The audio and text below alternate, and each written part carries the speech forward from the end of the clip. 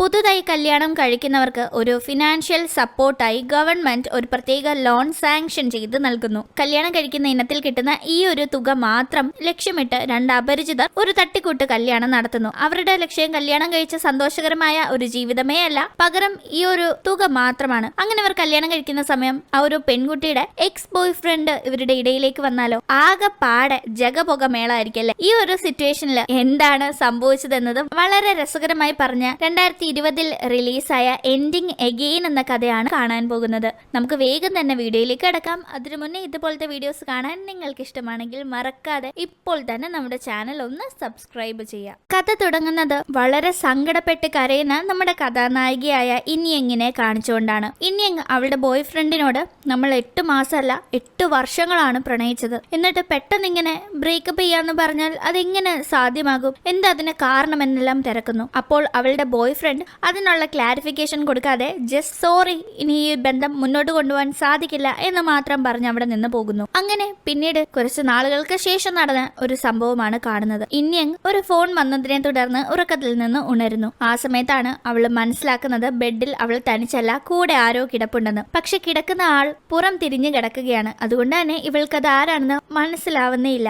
ആരായിരിക്കും ഇയാളെന്ന് അവൾ ഓർക്കുന്ന സമയത്താണ് ഒരു ചെറിയ ഫ്ലാഷ് ബാക്കിലേക്ക് പോകുന്നത്. ഇനിയങ് ജോലി ചെയ്യുന്ന സ്ഥലത്ത് ഒരു പാർട്ടി നടത്താനായിട്ടുള്ള ഡിസ്കഷൻ നടക്കുമ്പോൾ താൻ പാർട്ടിയിൽ പങ്കെടുക്കുന്നില്ല, കുറച്ച് ബിസിയാണെന്ന് അവൾ പറയുന്നു. അവൾ അങ്ങനെ വെളിയിലേക്ക് പോകുന്ന സമയം ഫോണിൽ എന്തോ മെസ്സേജ് കണ്ടതിനെ തുടർന്ന് ഡോറിന്റെ അവിടെ തന്നെ മെസ്സേജ് നോക്കി നിൽക്കാണ്. ഈ സമയം വെളിയിലൂടെ വന്ന ഒരാൾ അവൾക്ക് ഡോറ് തുറന്നു കൊടുത്ത് അകത്തേക്ക് കയറി പോകുന്നു. അവൾ അപ്പോഴാണ് ആരോ തനിക്ക് ഡോറ് തുറന്നു തന്നിട്ടാണല്ലോ താൻ വെളിയിലേക്ക് വന്നതെന്ന് ഓർത്ത് പെട്ടെന്ന് തിരിഞ്ഞ് അയാളെ കാണാനായി നോക്കുന്നത്. പക്ഷെ അയാൾ നടന്നു പോകുന്നതല്ലാതെ അയാളുടെ മുഖം അവൾക്ക് അപ്പോൾ കാണാൻ സാധിച്ചില്ല. അവൾ പിന്നീട് ഫ്രണ്ട്സിന്റെ കൂടെ ഒരു സ്ഥലത്ത് സംസാരിച്ചിരിക്കുകയാണ്. അങ്ങനെ കൂട്ടുകാരുടെ കൂടെ മിണ്ടിയും പറഞ്ഞും ഒരു സ്ഥലത്ത് ഇരുന്ന് സംസാരിക്കുന്ന സമയം അവിടെ ഒരാളെ കൂട്ടുകാർ കമന്റ് അടിക്കുന്നത് ഇവള് ശ്രദ്ധിക്കുന്നു. കണ്ടിട്ട് ഒരു പാവത്തിനെ പോലെ ഉണ്ട്, എന്തിനാ വെറുതെ ഇങ്ങനെ കളിയാക്കുന്നതെന്ന് അവൾ കൂട്ടുകാരെ വിലക്കുന്നു. അതിനുശേഷം അവിടെ നിന്ന് വീട്ടിലേക്ക് ഇനിയങ് പോകുന്ന സമയം മുന്നേ കൂട്ടുകാർ കളിയാക്കിയ ആൾ തന്നെ പിന്തുടർന്ന് വരുന്നത് അവൾ ശ്രദ്ധിക്കുന്നുണ്ടായിരുന്നു. ഇയാൾ ഒരു വായി നോക്കിയായിരിക്കുമെന്ന് കരുതി അവൾ തിരിഞ്ഞു നിന്ന് അയാളോട് ദേഷ്യപ്പെടുന്ന സമയം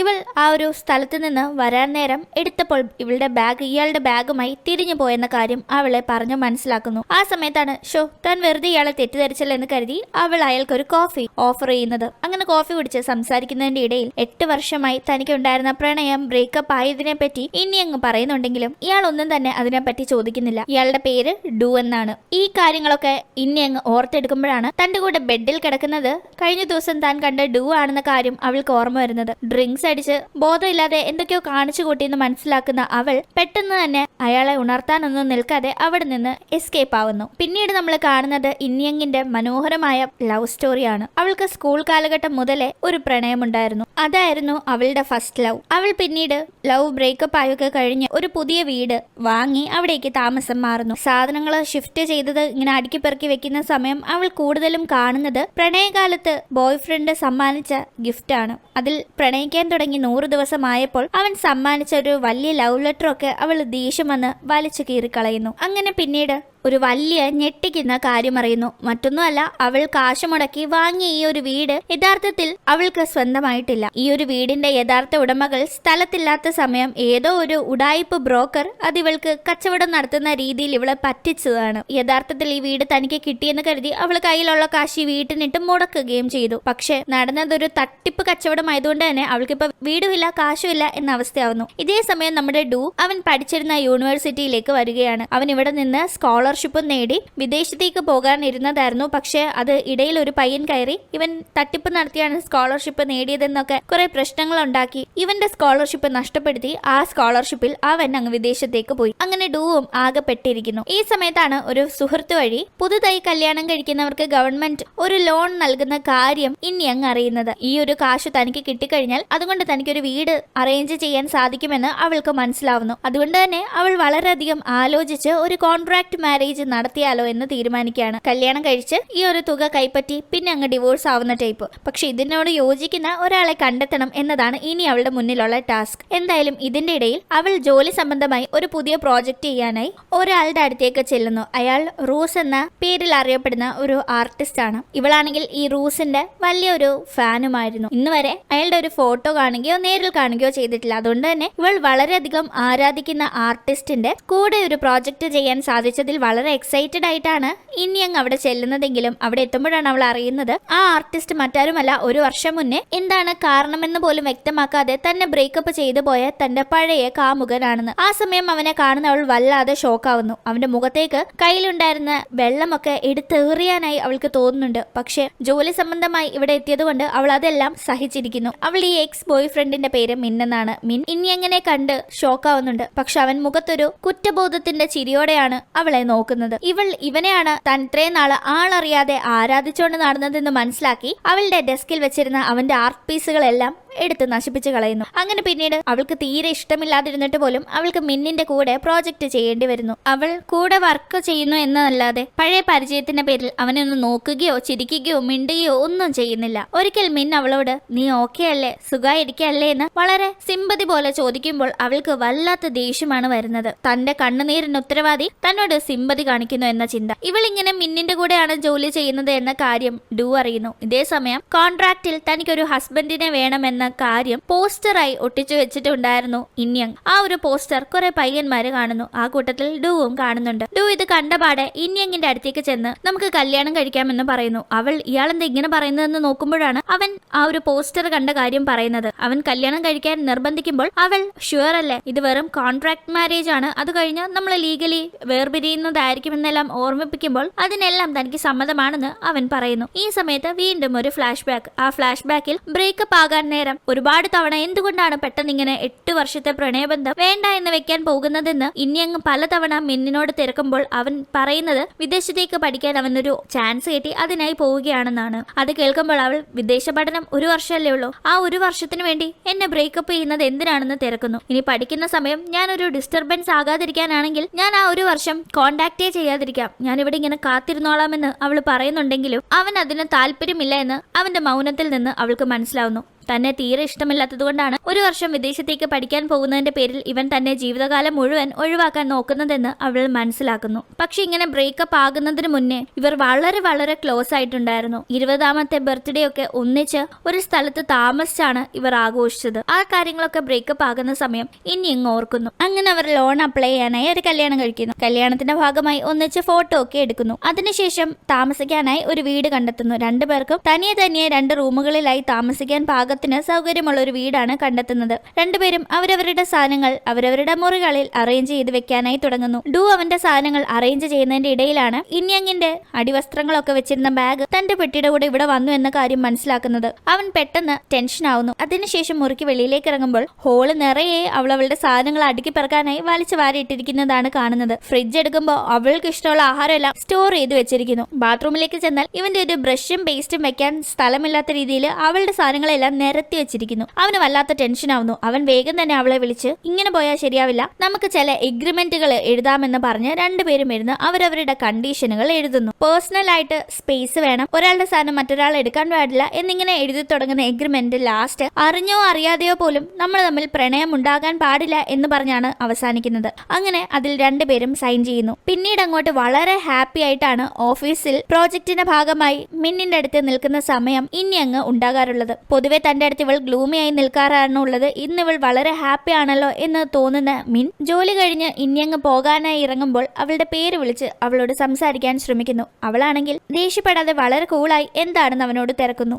മിൻ ഇനിയങ്ങിനോട് പഴയ കാര്യം സംസാരിക്കാനായി തുടങ്ങുമ്പോഴേ അവൾ ഞാനിവിടെ ജോലി സംബന്ധമായാണ് വന്നിരിക്കുന്നത്, അതുകൊണ്ട് വർക്ക് റിലേറ്റഡ് ആയിട്ടുള്ള കാര്യങ്ങൾ മാത്രം എന്നോട് പറഞ്ഞാൽ മതി എന്ന് പറയുന്നു. മിന്നിന്റെ മുഖത്ത് നോക്കി കുറച്ച് നാളുകൾക്ക് ശേഷം ഒരെണ്ണം സംസാരിക്കാൻ പറ്റിയതിന്റെ സന്തോഷത്തിൽ അന്ന് അവൾ ഡുവിന് പാർട്ടിയൊക്കെ വെക്കുന്നുണ്ട്. അടുത്ത ദിവസം വളരെ ധൃതിയിൽ അവൾ ഓഫീസിലേക്ക് ഇറങ്ങാൻ തുടങ്ങുന്നതിന്റെ ഇടയിൽ വൈകുന്നേരം വരാൻ ലേറ്റ് ആവുകയാണെങ്കിൽ ഒന്ന് പറയണേന്ന് പറഞ്ഞ് അവൻ അവളുടെ നമ്പറും കൊടുക്കുന്നു. അങ്ങനെ ആദ്യമായി ഫോൺ നമ്പറുകൾ പരസ്പരം കൈമാറുന്നു. അടുത്തതായി ജോലിയുടെ ഭാഗമായി ആർട്ടിസ്റ്റായ മിന്നിനെ ഇന്റർവ്യൂ ചെയ്യേണ്ടി വരികയാണ് ഇൻയങ്ങിന്. ആ സമയം ഇവന്റെ എക്സിബിഷനെ പറ്റി ചോദിക്കുമ്പോൾ എല്ലാ പീസസും റിവീൽ ചെയ്യാതെയാണ് ഞാൻ എക്സിബിഷൻ നടത്താറുള്ളത്. അതിന് കാരണം അതൊക്കെ സ്പെഷ്യലായി ഒരാൾ കാണണമെന്ന് എനിക്ക് ആഗ്രഹമുള്ളത് കൊണ്ടാണെന്ന് അവൻ പറയുന്നു. ഈ സമയം അവൾ, ഒരു വർഷം നിങ്ങൾ ഫോറിനിൽ പോയിരുന്നില്ലേ, ആ സമയത്ത് നന്നായി എൻജോയ് ചെയ്തോ എന്നെല്ലാം ഒരുമാതിരി കുത്തി ചോദിക്കുമ്പോൾ അവൻ അല്പനേരം മൗനം പാലിച്ച ശേഷം ഇല്ല എന്ന് വളരെ സങ്കടത്തോടെ പറയുന്നു. അന്ന് അവൾ ഇവരുടെ പ്രണയം അറിയാവുന്ന ഒരു കൂട്ടുകാരിയോട് ഏറെ നേരം ഇതിനെപ്പറ്റി സംസാരിച്ച് ഡ്രിങ്ക്സ് അടിച്ച് തിരിച്ച് താമസ സ്ഥലത്തേക്ക് എത്തുമ്പോൾ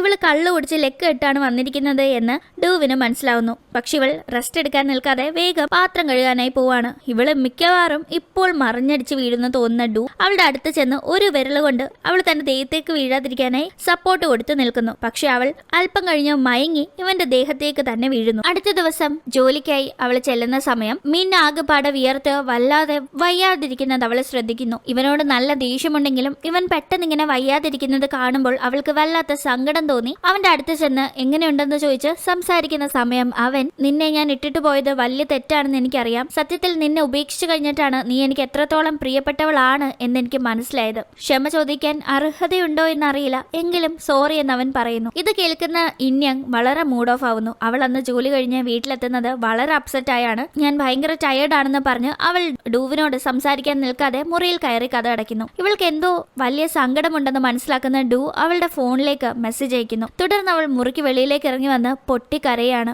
ഡൂ അവളോട് കൂടുതലൊന്നും സംസാരിക്കാതെ അവളുടെ മൂഡ് മാറ്റാനായി വെളിയിലേക്ക് ഫുഡ് കഴിക്കാൻ കൊണ്ടുപോകുന്നു. യഥാർത്ഥത്തിൽ ഡൂവിന് കിട്ടേണ്ട സ്കോളർഷിപ്പ് അവന്റെ കയ്യിൽ നിന്ന് തട്ടിയെടുത്ത് വിദേശത്തേക്ക് പോയ ആൾ മറ്റാരുമല്ല, മിന്നാണ്. മിന്നിനോടുള്ള പക വീട്ടാനാണ് അവന്റെ ഗേൾ ഫ്രണ്ട് ആണ് ഇൻയങ് എന്ന് അറിഞ്ഞ് അവൾ ഇങ്ങനെ ഒരു കോൺട്രാക്ട് കല്യാണത്തിന്റെ പരസ്യം കൊടുത്തതും കൂടി കണ്ട് ഈ ഒരു കല്യാണത്തിനായി സമ്മതിച്ച് ഡൂ ഇവിടം വരെ കാര്യങ്ങൾ കൊണ്ടെത്തിച്ചത്. തന്റെ കയ്യിൽ നിന്ന് സ്കോളർഷിപ്പ് തട്ടിയെടുത്ത മിന്നിന് അവൻ ഇഷ്ടപ്പെടുന്ന പെണ്ണിനെയും കൂടി കിട്ടട്ടെ എന്ന് ഡൂ കരുതുന്നു.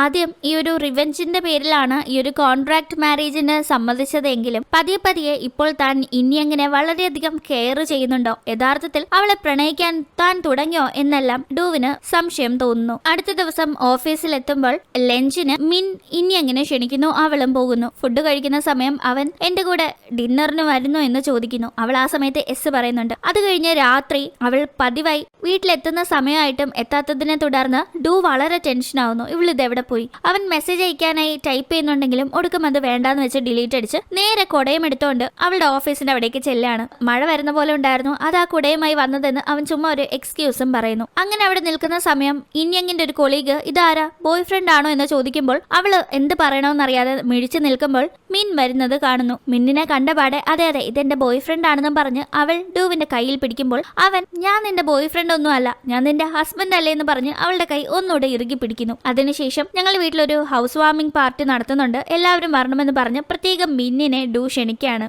ആ സമയത്തൊന്നും പറഞ്ഞില്ലെങ്കിലും തിരിച്ചു താമസ സ്ഥലത്ത് എത്തിക്കഴിഞ്ഞ് എന്തിനാ അങ്ങനെ പറഞ്ഞതെന്നും പറഞ്ഞ് ഇൻയങ് ഡൂവിനോട് തട്ടിക്കയറുന്നു. എന്തായാലും പറഞ്ഞു പോയി, അതുകൊണ്ട് ഇനി പാർട്ടി നടത്താനുള്ള അറേഞ്ച്മെന്റ്സ് ചെയ്യണം. എല്ലാ കാര്യങ്ങളും അറേഞ്ച് ചെയ്തു, പക്ഷെ ഇവരുടെ ബെഡ്റൂം മാത്രം അറേഞ്ച് ചെയ്തിട്ടില്ല. കപ്പിള് താമസിക്കുന്ന വീട് പോലെ അല്ലല്ലോ ഇത്, 2 സെപ്പറേറ്റ് മുറികളിലല്ലേ താമസം. അതുകൊണ്ട് വരുന്നവരെ തെറ്റിദ്ധരിപ്പിക്കാനായി ഇവരൊരു ഒന്നിച്ച് താമസിക്കുന്ന പോലെയുള്ള മുറി അറേഞ്ച് ചെയ്യുന്നു. അങ്ങനെ ബെഡൊക്കെ വിരിച്ച് അതിൽ ക്ഷീണിച്ച് കിടക്കുന്ന സമയം നമ്മളിപ്പോ ചെയ്തത് കണ്ടാൽ യഥാർത്ഥത്തിൽ കല്യാണം കഴിച്ചവരെ പോലെ ഇല്ലേ എന്നല്ല അവര് പരസ്പരം പറഞ്ഞ് ചിരിക്കുകയാണ്. അതിനുശേഷം ഫുഡൊക്കെ അറേഞ്ച് ചെയ്ത് കപ്പിൾസ് ഇരുന്ന പോലെ മാച്ചിങ് ഡ്രസ്സൊക്കെ ഇട്ട് മിൻ വരാനായി വെയിറ്റ് ചെയ്യുന്നു. അങ്ങനെ മിന്നും ഓഫീസിലെ കൊളീഗും ഇൻയങ്ങിന്റെ ഒരു ഫ്രണ്ടും വരുന്നു. ഇവരെ ഡ്രിങ്ക്സ് അടിച്ച് ഫുഡ് കഴിച്ച് ട്രൂത്ത് ഓർ ഡ്രിങ്ക് എന്ന ഗെയിം കളിക്കുകയാണ്. സത്യം പറയണം അല്ലെങ്കിൽ ഡ്രിങ്ക്സ് അടിക്കണം, ഇതാണ് ഗെയിം. ആ ഗെയിമിൽ മിന്നിന്റെ ടേൺ വരുമ്പോൾ അവന് കിട്ടുന്ന ചോദ്യം എത്ര ഗേൾ ഫ്രണ്ട്സ് ഉണ്ടെന്നതാണ്. അവൻ ഇൻയങ്ങിനെ നോക്കി ഒരാളെ ഉള്ളൂ എന്ന് പറയുന്നു. അടുത്തതായി ഇൻയങ്ങിന്റെ ടേൺ വരുമ്പോൾ നീ വളരെ ഹാപ്പി ആണോ എന്ന് മിൻ തിരക്കുമ്പോൾ അതെ എന്ന് ഇൻയങ് പറയുന്നു. അടുത്തതായി ഡൂവിന്റെ ടേൺ വരുമ്പോൾ ഇൻയങ്ങിൽ എന്താണ് നിനക്ക് ഏറ്റവും ഇഷ്ടം എന്ന ചോദ്യമാണ് വരുന്നത്. ഇവനാണെങ്കിൽ എന്ത് പറയണമെന്ന് അറിയാതെ മിഴിച്ചിരിക്കുമ്പോൾ ഇൻയങ് ഉടനെ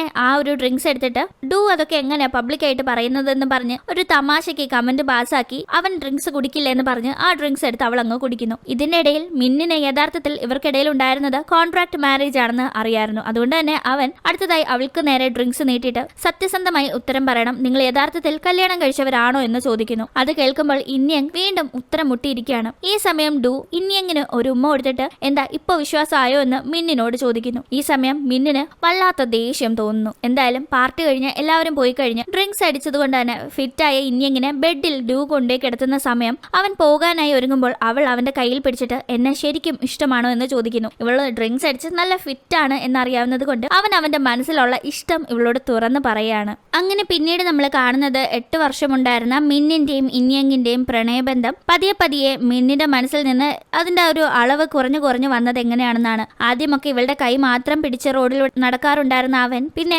അതിന് താല്പര്യപ്പെടാതെയായി. ഷോപ്പിങ്ങിന് പോകുമ്പോൾ ഇവക്ക് എന്ത് വേണമെന്ന് ഇവള് മനസ്സിൽ വിചാരിച്ചാലും അതെല്ലാം വളരെ ഉത്സാഹത്തോടെ എടുത്തു കൊടുക്കാറുണ്ടായിരുന്ന അവൻ പതിയെ അവൾ ഷോപ്പ് ചെയ്യുന്നെങ്കിൽ ചെയ്യട്ടെ എന്ന് പറഞ്ഞ് മാറി നിൽക്കുന്നു. അങ്ങനെയാണ് ഇവർക്കിടയിലെ പ്രണയം മിന്നിന് കുറഞ്ഞു വന്നത്. എന്തായാലും ഈ ഒരു ഫ്ലാഷ് ബാക്ക് കാണിച്ച് അടുത്ത ദിവസം രാവിലെ ഉറക്കത്തിൽ നിന്ന് ഉണർന്ന ഉടനെ അവൻ തന്നെ ഇഷ്ടമാണെന്ന് പറഞ്ഞത് ഓർമ്മയുണ്ടായിരുന്ന ഇന്നിയങ് അവനോട് സംസാരിക്കാൻ നാണിച്ച് അവൻ ഉണരുന്നതിന് മുന്നേ ഓഫീസിലേക്ക് ഒരുങ്ങി പോകുന്നു. പക്ഷെ യഥാർത്ഥത്തിൽ ഡു ഉണർന്നു കിടക്കുകയായിരുന്നു. അവനും അവളോട് മിണ്ടാനുള്ള മടിക്ക് ഉറങ്ങുന്ന പോലെ കിടന്നതാണ്. അവൻ എങ്കിലും ഇങ്ങനെ മിണ്ടാതിരുന്നാൽ ശരിയാവില്ലല്ലോ എന്ന് കരുതി വീട്ടിലെ സാധനങ്ങൾ തീർന്നു, വൈകിട്ട് ഒന്നിച്ച് ഷോപ്പിങ്ങിന് പോയാലോ എന്ന് അവൾക്ക് മെസ്സേജ് അയക്കുന്നു. ഈ മെസ്സേജ് ഓഫീസിലിരുന്ന് കാണുന്ന ഇന്നിയങ്ങിന്റെ മുഖത്ത് ഒരു ചിരി വരുന്നു. അത് മിൻ ദേഷ്യത്തോടെ നോക്കുന്നു. അന്ന് വൈകിട്ട് ഷോപ്പിങ്ങിന് ഒന്നിച്ച് പോയി തിരിച്ച് വീട്ടിൽ വന്ന് ഒന്നിച്ച് ഭക്ഷണം പാചകം ചെയ്ത് കഴിച്ച് ഡിഷൊക്കെ വാഷ് ചെയ്യുന്നതിന്റെ ഇടയിൽ കഴിഞ്ഞ ദിവസത്തെ കാര്യം സംസാരിക്കാനായി ഇന്നിയങ്ങ് തുടങ്ങുന്നുണ്ടെങ്കിലും ഡു ഒഴിഞ്ഞു മാറുന്നു. പക്ഷെ അവൾക്കത് പറയാതെ ഇരുന്നാൽ ഉറങ്ങാൻ പറ്റില്ലെന്ന് മനസ്സിലാക്കി അവളത് പറയാനായി തന്നെ റെഡി ആവുന്നു. പക്ഷെ അവനെ കാണുമ്പോൾ അത് പറയാൻ സാധിക്കാതെ അവൾ മടിച്ച് കിടക്കാനായി പോകുമ്പോൾ അവൻ അവളോട്